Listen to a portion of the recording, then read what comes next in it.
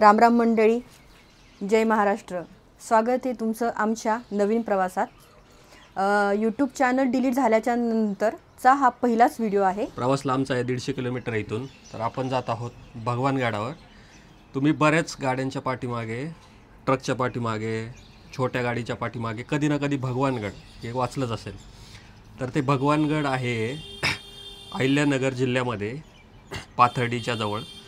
तर ते भगवानगड म्हणजे एक माणूस रूपातला माणसाला कसं देवाचं नाव प्राप्त झालं आणि त्यांनी काय काम केलं, त्यांनी काय इतिहास केला लोकांसाठी, त्यांनी एफर्ट घेतले आणि समाजासाठी त्यांनी काय दिलं हे आपण जाणून घेणार आहोत आजच्या व्हिडिओमध्ये। तर सुरू करू श्री गणेशाचं नाव घेऊन नवीन प्रवासाची सुरुवात। निघायचं हेडसेट। या गावाची सुरुवात, खूप छोटं गाव आहे आमचं, खूपच छोटं आहे। घरी जाऊन सामान देऊया। हे आहे मंडळी आपल्या गावातला चौक, ग्रामपंचायत डाव्या साईडला, समोर आपलं छोटंसं घर आणि आपल्या आईसाहेब समोर। सामान देऊन निघूयात लगेच। हा आहे नजारा आमच्या घरासमोरचा।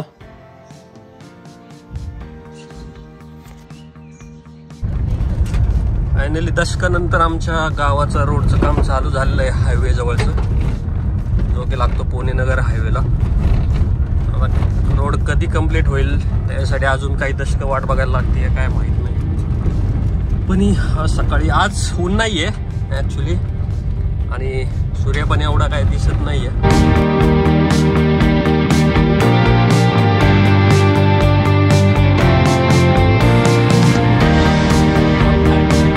काय सांगितलंय तो, काय सांगितलं आणि काय पेपर डोसा, मेदूवडा नाही सांगितलं, तरीवाडा आहे। तरीवाडा पोटा पाण्याची पूजा करून पुढे निघू आपण। पूर्ण ब्रह्म काय, पूर्ण ब्रह्म मिसळ उडपी।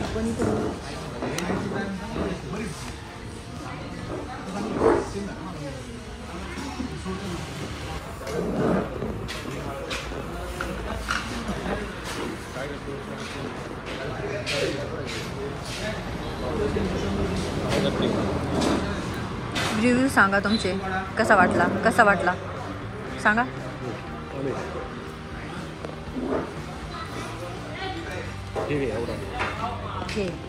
हे मी खाऊन बघते स्पंज डोसा, सांगेल कसा लागतं। असं आहे डोसा, ठीक आहे, चटणी थोडी स्वीट आहे। चहाशिवाय नाश्ता पूर्ण नाही ना, चहाशिवाय नाश्ता पूर्ण होतो त्या।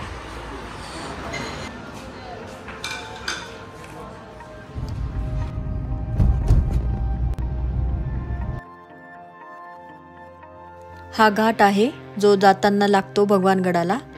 इथून भगवानगड खूप जवळच आहे, 2-3 किलोमीटर राहिले अंतर आमचं जाण्यासाठी। तर आपण घाटाचा नजारा बघत जाऊया।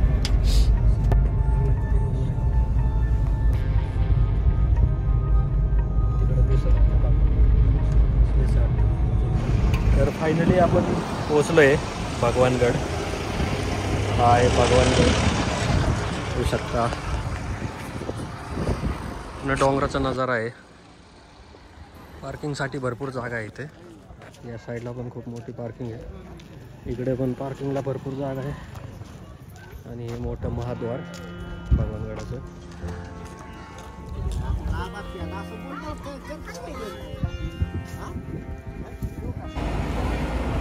डायरेक्ट गाडी आहे भगवानगडला, शिवशाही बस।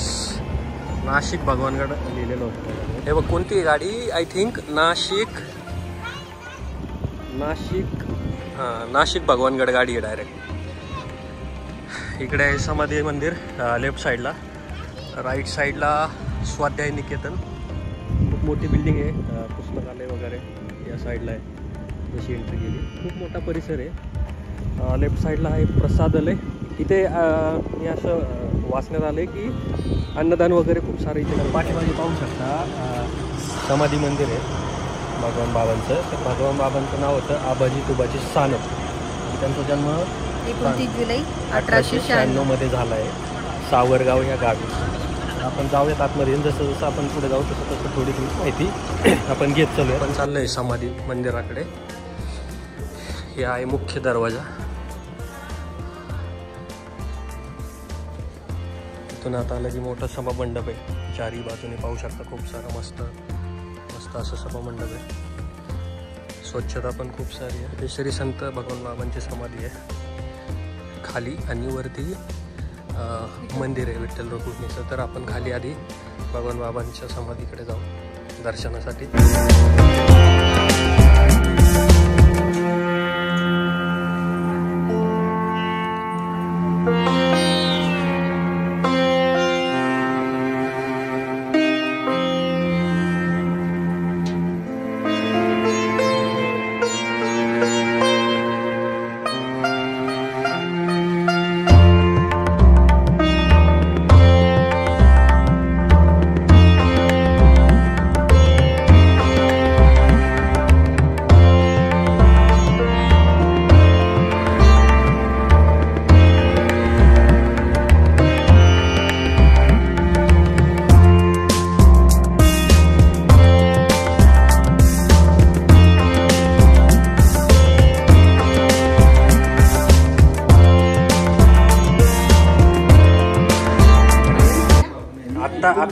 आत्ता आपण पाया पडून आलो ना, ती एक होती. तर आपण डाव्या साईडने गेलतो भगवान बाबाच्या समाधीकडे. हे मंदिर एक्झॅक्टली बाबाच्या समाधीच्या वरती आहे. जसं की तर मंडळी, हे विठ्ठल मंदिर बांधल्यानंतर मंदिराच्या प्राण प्रतिष्ठेच्या वेळेस त्यावेळेसचे मुंबई प्रांताचे मुख्यमंत्री होते यशवंतराव चव्हाण, त्यांच्या उपस्थितीत झालं होतं. आणि त्यांनी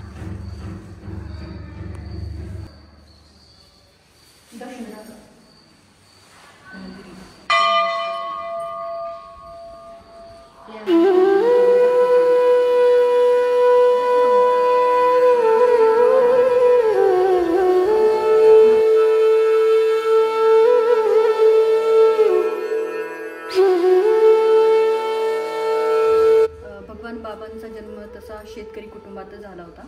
लहानपणीपासूनच त्यांना गुरे राखणे आणि वारकरी संप्रदायामध्ये सहभाग घेणे सुरुवात केली होती. तर त्यांना ॲक्च्युली एवढा इंटरेस्ट वाढला होता की वयाच्या 6व्या वर्षी त्यांनी पंढरपूरला पायीवारी केली होती. पायीवारी केल्यानंतर त्यांना त्यात एवढे ते मग्न झाले की त्यानंतर त्यांनी वारकरी संप्रदायात भजन कीर्तन या गोष्टीमध्ये सहभाग घेण्यासाठी त्यांनी नारायणगडावरती ॲक्च्युली माणिक बाबांची भेट झाली होती भगवान बाबांसोबत. त्यानंतर त्यांनी माणिक बाबांकडून दीक्षा घेतली आणि त्यांच्याच मार्गदर्शनाखाली आळंदीत जाऊन अध्यात्माचं दर्शन आणि ज्या साऱ्या गोष्टी आता वारकरी परंपरेच्या त्याचं प्रशिक्षण घेतलं. हनुमानाचं मंदिर पहिले तर दर्शन घेऊया तिथे.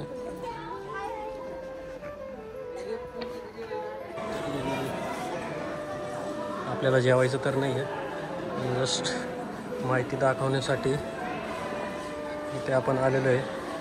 लोक जेवत आहेत पाहू शकता, चप्पल वगैरे काढून होते. चला आपण जाऊयात, आपल्याला काही जेवायचं नाही आहे. खूप मोठं आहे प्रसादालय, लोकांना इथे जेवण घातलं जातं. आपण जाऊयात पुढे. एक धोमे ऋषीचं मंदिर आहे, ते शोधतोय आपण कुठे. चला, हा आहे भगवान बाबांचा फोटो. चला मंदिराकडे जाऊयात. Let's go. आज गरमी थोडी वाढली आता, हवा पण आहे गरमी पण आहे. बाबांची बैठक, इथे रूम आहेत 2 आणि ही बाबाची बसण्याची जागा.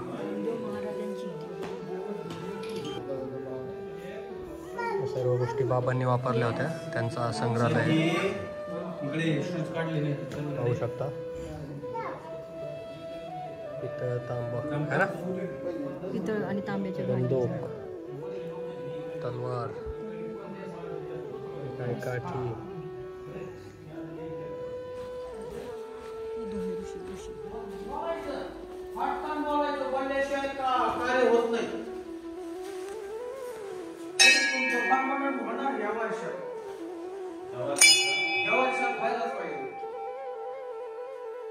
भगवान बाबांनी स्थापना केली पूर्वी इथं.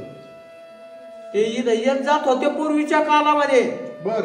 हा म्हणून इथं समाधी केली त्यांची समाधी त्यांची आहे ना देवगिरी. हा आहे ना आहे ना आहे ना. मग इथं काय आहे त्यांचं? मी सांगतो इथं त्यांच्या पादुका स्थापन केल्या तर डोकं आहे का तुम्हाला? नाही ना मला डोकं नाही म्हणतो इथं. एकदा सांगितलं ना तुम्हाला इथं पादुका बसवल्या जनार्दन स्वामीच्या. असं आहे का? नाथ महाराजांचे गुरु आहेत पैठणचे नाथ महाराज. हो. हा या मग दर्शन घ्या रे तुमचं. हा घ्या.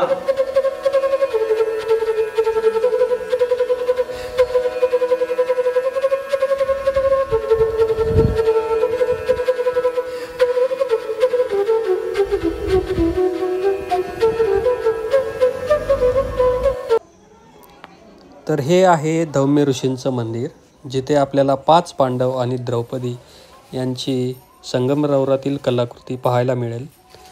धौम्य ऋषी हे 5 पांडवांचे पुरोहित होते आणि आधी या गडाचं नाव याच ऋषींच्या नावावरून ओळखले जायचे. दगडाचं स्ट्रक्चर बनवलं आहे मोठ्या दगडापासून. हे जे दगड आहेत मोठाले पाहू शकताय, खूप सारे एवढे दगड आणलेले आहेत क्रेन उचलण्यासाठी. आणि तिकडे मशीन लावलेलं आहे कॉर्नरला पलीकडे, इकडे कुठेतरी आहे. आणि ते बघा सगळे बाहेरून आणलेले आहेत दगड आणि याचं स्ट्रक्चर असं बनवलं. 2026 मध्ये काम पूर्ण होणार आहे असं बाबांनी सांगितलं आहे. मोठं बांधकाम आहे आणि 2-3 वर्ष झाले चालू आहे. पण खालून 20 फुटापासून वरपर्यंत हे खोदत आलेलं आहे, त्याच्यामुळे टाईम लागतोय खूप. तर ही जी मोठी बिल्डिंग दिसते आपल्याला इथे ॲक्च्युली जे आळंदीला जाऊन लोक शिकत होते ना कीर्तन वगैरे आणि जे शिक्षा घेत होते, तर या भगवानगड संस्थानाने इथेच हे काम चालू केलं आहे आणि इथेच खूप सारे लोकांना शिक्षण भेटतं आहे आणि लोक शिकू राहिले त्यांच्यासाठी. आणि महाराज लोकांना राहण्यासाठी खूप मोठी सोय केली आहे. आणि हळूहळू करून भगवानगडाचं रूपांतर खूप मोठ्या म्हणजे सगळ्या गोष्टीमध्ये यांचं एफर्ट सगळीकडे घेतात आणि हळूहळू करून हे खूप मोठं होत चाललं आहे संस्थान. आणि पॉलिटिकल काही गोष्टींमुळे पण जे फक्त नगर जिल्ह्यापुरतं मर्यादित होतं ते आता आपल्या पूर्ण महाराष्ट्राला माहिती आहे. भगवानगड नाव सगळ्यांनीच ऐकलं आहे आणि का चर्चेत आहे. तर इथे दसरा मेळावा पण होतो. गोपीनाथ मुंडे साहेब ज्यावेळेस आमदार होते त्यावेळेस ते इथे दसरा मेळाव्याला इथे भाषण करायला यायचे. आणि भाषण ऐकायला सकट लोक, खूप सारे लोक इथे यायचे. हजारोच्या संख्येने लोक इथे येऊन भाषण ऐकायचे. नारायणगडावर माणिक बाबा यांच्या निधनानंतर भगवान बाबांना उत्तराधिकारी बनवलं होतं. त्यांना बनवल्यानंतर काही लोकांनी त्यांच्यावर काही दिवसांनी असे आरोप लावायला चालू केले होते की यांना खूप गोष्टीचा मोह आहे. आणि त्यानंतर त्यांना गड सोडायला लागला. त्यानंतर ते या धौम्य गडावर आले. त्यांनी लोकांना या गडाच्या परत निर्मितीसाठी पैशांची आणि फिजिकल मेहनत तर लागत होती, कारण त्या काळात एवढं काय असं हे टेक्निकल गोष्टी नव्हत्या. तर त्यांनी लोकांना आवाहन केलं होतं. तर लोकांनी विदाऊट पैसे घेता इथे खूप सारं श्रमदान केलं, पैशाची मदत केली. त्यावेळेस एक लेडीज तर अशा होत्या की ज्यांनी 10 तोळे स्वतःचं सोनं दिलं होतं या गडाच्या निर्मितीसाठी. आणि हे भगवान बाबा हे वंजारी समाजाचे दैवत मानलं जातं, कारण ते स्वतः वंजारी समाजाकडून येतात. पण खूप सारे लोक भगवान बाबांनी इथे ॲक्च्युली लोकांना व्यसनमुक्ती, जाती धर्माचे तेढ निर्माण न होता ते सोडवण्यासाठी आणि लोकांना चांगल्या गोष्टी सांगण्यासाठी त्यांनी आयुष्यभर खूप सारे कष्ट घेतले होते. तर मंडळी 18 जानेवारी 1965 वयाच्या 69व्या वर्षी भगवान बाबांनी पुण्याच्या रुबी हॉलमध्ये आपला शेवटचा श्वास घेतला. आणि त्यांचं आयुष्यभर केलेलं काम, पुण्य आणि मेहनत आजही वाया गेलेली नाही. तर ही होती मंडळी भगवान बाबा गडाची संपूर्ण माहिती, इतिहास, करंट सिच्युएशन, आत्ता सध्या काय चाललं आहे गडावर, काय होतं गडावर. आणि हे गडाच्या हा आहे गड आणि हे गडाच्या समोरच नजारा पहा. तर आपलं भगवानगड आत्ता पूर्ण फिरून झालं आहे. सगळ्यात महत्त्वाचं आपण आलो होतो मोठा देवीला, पण आपल्याला लेट झाल्यामुळे आपण पहिल्यांदा इकडं आलो आहे, कारण हे मोठा देवीचा आपण परतीचा प्रवास चालू करूयात.